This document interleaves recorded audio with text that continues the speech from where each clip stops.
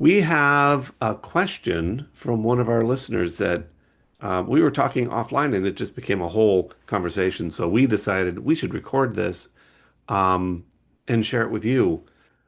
The question is, um, my spouse has had sex with lots of people other than me.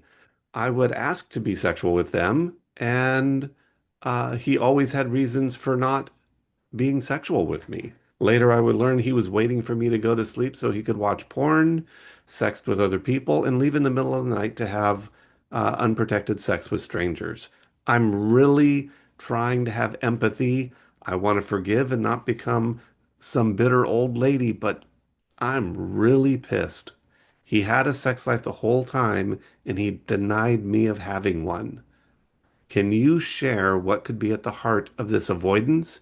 And what is a spouse supposed to do with a partner who seems to want to play married instead of actually be married? I hear her pain. I just want to acknowledge that before we get into our discussion here. I hear her grief and her loss and sadness and bewilderment. Like I really hear the heart of this person. And Yeah. so I want to acknowledge that.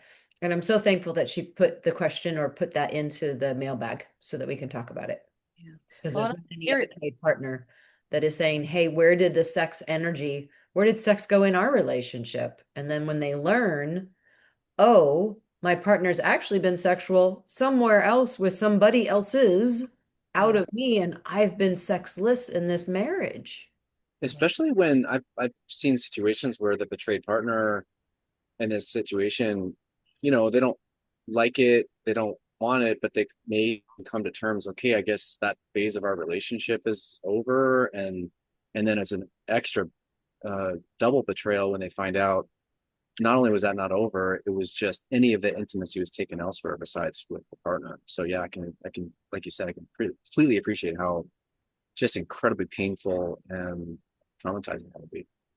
Well, and I hear also confusion from her because it's very confusing. It's like, if a person is available sexually, available for emotional intimacy and really trying hard to engage, and then they're not being met, and then they find out that they're actually engaging with other people, not in a deep emotional way, but at least some sort of engagement with others.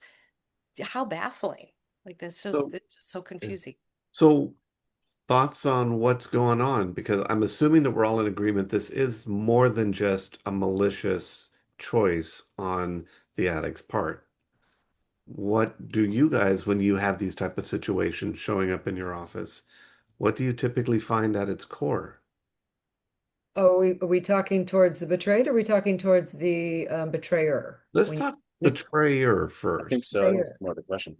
Okay. Okay. We were talking a little bit offline, and I'm just going to throw this term out there. It was coined by Doug, but intimacy anorexia. And I know, Jeannie, we talked about the term, and we can talk more about that too. But to me, I wonder about that.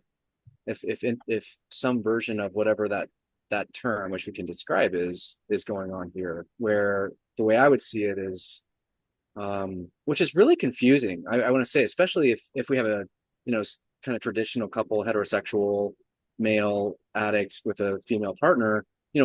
Traditionally men are supposed to want to have sex and are wanting sex with their partner, and then that's not happening, and they're going outside. It's just really confusing. But if someone does have that pattern, which I do see, I mean, we see it a decent amount, and at least I do it in my practice. I don't know if you guys do, but to me, it's the pattern of withholding of intimacy from the relationship. That's the way I see it. So it's oftentimes, oftentimes the men I see, they'll be very charming at the beginning.